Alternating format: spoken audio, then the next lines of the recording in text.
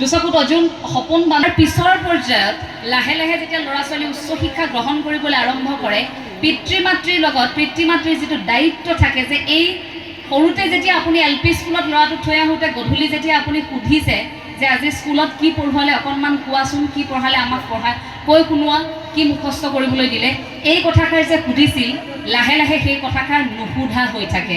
উচ্চ শিক্ষাৰে শিক্ষিত হোৱাৰ পাছত মাক দেউতাকে সেইখিনি অন্তত সুধিবলৈও পাহৰি যায় বা ল'ৰা ছোৱালীয়েও ক'বলৈ পাহৰি যায় যে আজি এইখিনি শিকিলোঁ। কাৰণ শিকন সদায় আমি আনৰ সৈতে আলোচনা কৰিব লাগে। আমি শ্ৰেণীকোঠাত সোমাই থাকোঁতে যিখিনি জ্ঞান অৰ্জন কৰোঁ, সেই জ্ঞান যদি কাৰোবাৰ সৈতে আলোচনা কৰি আলোচনা চক্ৰৰ জৰিয়তে যদি আমি শিকোঁ, তেতিয়া আমাক কোৱা হয় যে আমাৰ সহজে মনত থাকে। এইটো মনোবিজ্ঞানৰ ছাত্ৰী হিচাপে কৈছোঁ যে যিকোনো এটা দিশ যদি শিক্ষাগুৰুসকলে পঢ়াই থাকে তেতিয়া যদি তোমালোকৰ মনত নাথাকে, কিন্তু তোমালোকে যদি লগৰ এগৰাকীৰ সৈতে যদি বিষয়টো আলোচনা কৰা, ধৰি লোৱা তুমি গণিতত বেয়া নম্বৰ পাইছা, গণিতত আটাইতকৈ বেছি নম্বৰ পোৱা ছাত্ৰগৰাকীৰ সৈতে তোমালোকে অকণমান সময় নিৰলে বহি কথা পাতা যে আমি নোৱাৰা এই উত্তৰটো তুমি কেনেকৈ কৰিলা, আমাক অকণমান শিকাই দিয়াচোন। সেই ছাত্ৰগৰাকীয়ে তোমালোকক যেনেকৈ শিকাই দিব সেই কথাখিনি তোমালোকৰ সহজে মনত থাকিব। গতিকে আলোচনাৰ মাধ্যমেৰে আমাৰ মাজত আমি কথাবোৰ মুকলিকৈ পাতি সেইবোৰ সমাধান কৰিব পাৰোঁ। বাৰু যি কি নহওক, অভিভাৱকৰ দায়িত্বৰ কথা কৈছিলোঁ। অভিভাৱকৰ ক্ষেত্ৰত মই এটাই ক'ম যে বৰ্তমান সময়ত নৈতিক স্খলন আৰু আধ্যাত্মিক শিক্ষাৰ অভাৱ, ইয়াৰ বাবে কিন্তু অকণমান অভিভাৱকো জগৰীয়া হয়। এই কথা কিন্তু অভিভাৱকে স্বীকাৰ কৰিব লাগিব। অভিভাৱকসকল ইমান বেছি প্ৰতিযোগিতামুখী হৈ পৰিছে, ইমান বেছি ল'ৰা ছোৱালীৰ পিছত ল'ৰা ছোৱালীক মেচিন সাজিবলৈ চেষ্টা কৰিছে যে নিজৰ সপোনটোৰ পিছত ঠিকেই লাগি আছে, কিন্তু তেওঁলোকে পাহৰি গৈছে তেওঁলোকৰ সন্তানে কি কৰিব বিচাৰে। তেওঁলোকে পাহৰি গৈছে যে তেওঁলোকৰ সন্তানৰ মনৰ কথাখিনি কি। ল'ৰাটোৱে যদি মন মাৰি আছে, যদি কৈছে যে মোৰ আজি গাটো বেয়া লাগিছে মা, মই পঢ়িব নোৱাৰোঁ আজি, মাকে ক'ব পঢ়িবই লাগিব, আমুকৰ ল'ৰাই পঢ়িছে তমুকৰ ল'ৰাই পঢ়িছে, কিন্তু সেইদিনা ল'ৰাটোৰ কি অসুবিধা আছিল, কিয় ল'ৰাটোৱে মনটো বেয়া কৰি আছিল, মাক দেউতাকে সেই কথাটো জানিবলৈ চেষ্টা নকৰাটো কিন্তু এটা ভুল। ADHD এটা শিশুৰ সময়ছোৱাত যেতিয়া আমি থাকোঁ নহয়, শিশু হৈ থকাৰ সেই সময়খিনিত শিশুৰ মনস্তত্ব এনেকুৱা যে ইমান বেছি স্পৰ্শকাতৰ, ইমান বেছি আলসুৱা আৰু কোমলতা থাকে, সেই মনস্তত্বক যদি আপুনি বুজিবলৈ চেষ্টা নকৰে, তাত যদি অকণমান ক'ৰবাত খুঁত কেতিয়াবা দাগ থাকি যায়, ভৱিষ্যতে সি যথেষ্ট সমস্যাৰ সৃষ্টি কৰে। সেই শিশুৱে সৰুতে যদি পিতৃ মাতৃৰ আগত কথা ক'ব পৰা নাই, সেই শিশুৱে কিন্তু ডাঙৰ হৈ সেই কথাখিনি ক'বলৈ ভয় কৰিব। কাৰণ মায়ে বা কি ক'ব, দেউতাই বা কি ক'ব, শিক্ষাগুৰুৱে বা কি ক'ব, এই এটা ভয় থাকে। গতিকে শিক্ষাগুৰুসকলৰ সমান্তৰালকৈ মই অভিভাৱকসকলক এই কথাটো আহ্বান জনাম যে আধ্যাত্মিক শিক্ষাৰ আধ্যাত্মিক এটা চেতনা আপোনালোকৰ সন্তানক দিবলৈ চেষ্টা কৰক। আমি গুৰুজনাৰ নীতি আদৰ্শৰে পৰিচালিত হোৱা বৰ অসমৰ প্ৰতিগৰাকী অসমীয়া, আমি যে বাৰে বাৰে নিজকে অসমীয়া বুলি কৈ থাকোঁ, এই গুৰুজনাৰ নীতি আদৰ্শ ধৰি ৰখাৰ ক্ষেত্ৰত আমি প্ৰতিগৰাকী আচলতে কিমান সচেতন। আমি জাতীয়তাবাদৰ কথা কওঁ, আমি আধ্যাত্মিকতাৰ কথা কওঁ, কিন্তু কোনটো দিশেৰে আমি জড়িত হৈ পৰিছোঁ লাহে লাহে। এবাৰ নিজক প্ৰশ্ন কৰিবচোন সকলোৱে। দুখ লাগে তেতিয়া যে গুৰুজনা আজি এই পবিত্ৰ ভূমিতে যি ঠাইত তেওঁৰ জন্ম, সেই ভূমিতে আজি অৱহেলিত।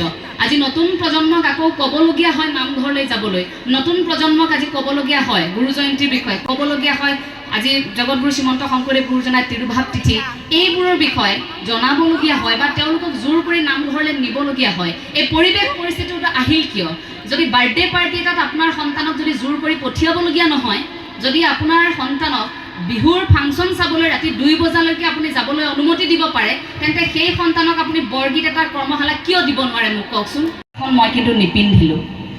মই বহিৰাগত বনিয়াৰ এই গামোচাখন এইবাবেই নিপিন্ধোঁ, কাৰণ এই গামোচাখনে এই শিপিনীসকলৰ পেটৰ ঢাক মুঠি মাৰি নিছে। এতিয়া প্ৰতিগৰাকী অসমীয়া অন্তত এই গামোচাখন দোকানৰ পৰা কিনোতে, যিসকলে লৈ আছে পাৱাৰলুমৰ গামোচা, অন্তত আপোনালোকে দোকানত সেইখিনি এতিয়া চাবলৈ শিকক। আমি যে ব্ৰস্ত উদ্যোগটোৰ কথা কৈ থাকোঁ, জাতীয়তাবাদৰ কথা যে আমি কৈ থাকোঁ, প্ৰথমতে ধৰকচোন সেইখিনিৰ পৰাই আৰম্ভ কৰোঁ, হস্ততাঁত বস্ত্ৰ শিল্পৰ পৰা।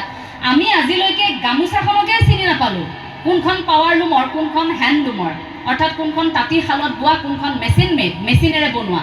এই গামোচাখন বহিৰাগত বনিয়াই আহি আমাক বিক্ৰী কৰিছে। আমি কিয় টান পাওঁ জানে?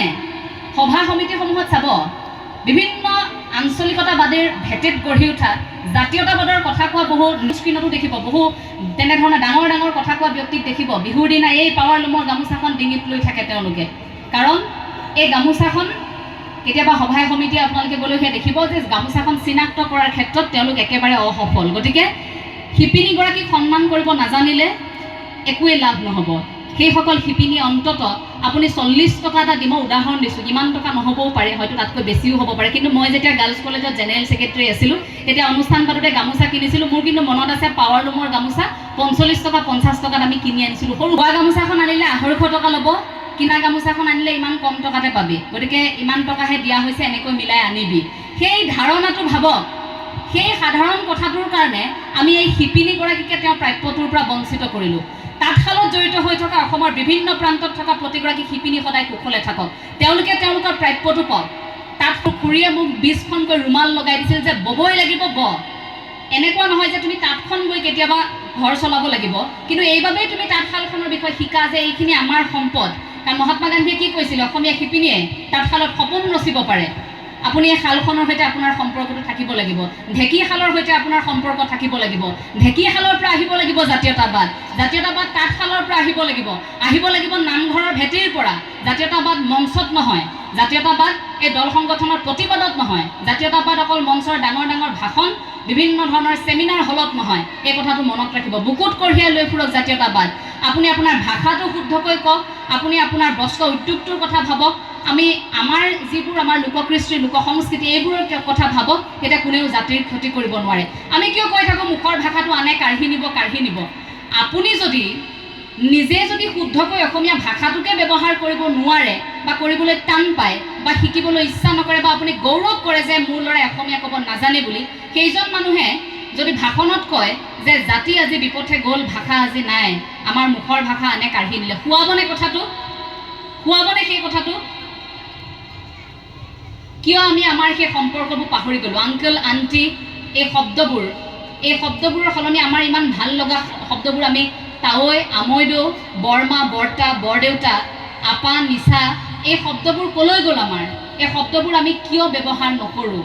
আমাৰ ভাল লগা কথাবোৰত আমি কিয় অসমীয়া শব্দটো ব্যৱহাৰ নকৰোঁ?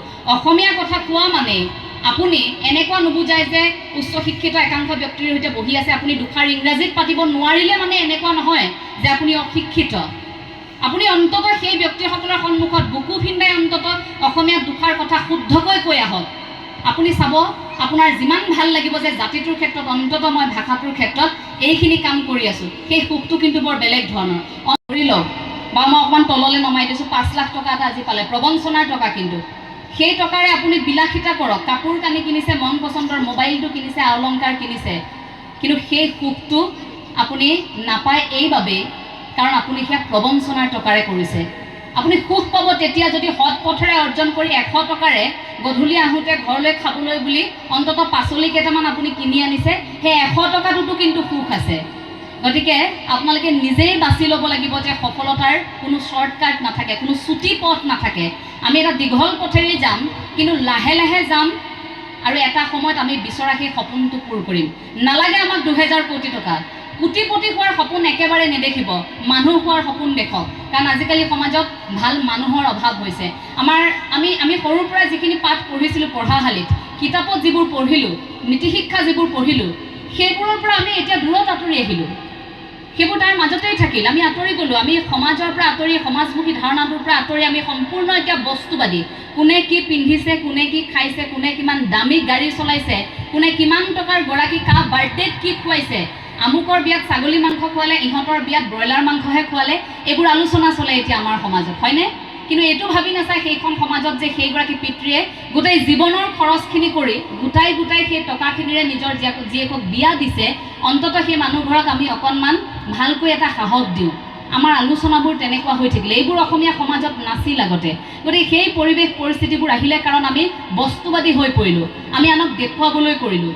সেইদিনা হোমেন বৰগোহাঞিদেৱৰ মোৰ জীৱনত ঈশ্বৰ এই গ্ৰন্থখনতে এটা কথা লিখিছিল যে আনক দেখুৱাবৰ বাবে আমি কিয় নিজক সলনি কৰিব নালাগে। চাব দেই, যে আপুনি যি হয় আপুনি সেয়াই, আপুনি নিজক আনৰ বাবে যে মোক মানুহে এনেকৈ ভাবক। যদি মোৰ চৰিত্ৰটো, ধৰক মই সাংঘাতিক উগ্ৰবাদী, মোৰ চৰিত্ৰটো সম্পূৰ্ণ বেয়া, মই সাংঘাতিক প্ৰবঞ্চনাৰে থকা এগৰাকী ছোৱালী, তাৰ পাছত যদি মই আপোনালোকৰ সন্মুখত আহি ডাঙৰ ডাঙৰ কথা কৈ থৈ যাওঁ, মোৰ কিবা লাভ হ'বনে?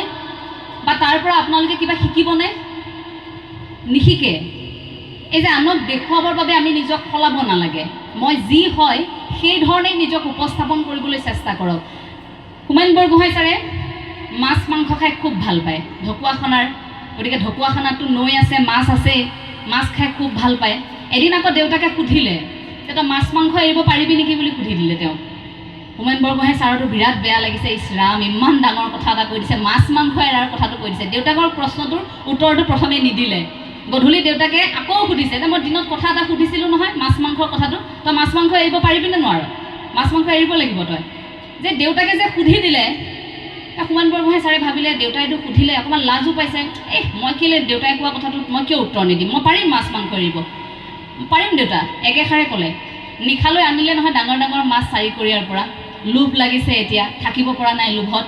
মাক দেউতাকে সন্মুখত ধুনীয়াকৈ ভজা পোৰা মাছ মাংস খাই আছে আৰু হোমেন বৰগোহাঁই আলু পিটিকা ভাত খাই আছে। কিন্তু মনত লোভ সাংঘাতিক আছে, বাৰে বাৰে এটাই ভাবিছে, মই কি ভুল কৰি জীৱনত এই কথাষাৰ ক'লোঁ, মই কিয় ক'লোঁ মাছ মাংস মই নাখাওঁ বুলি।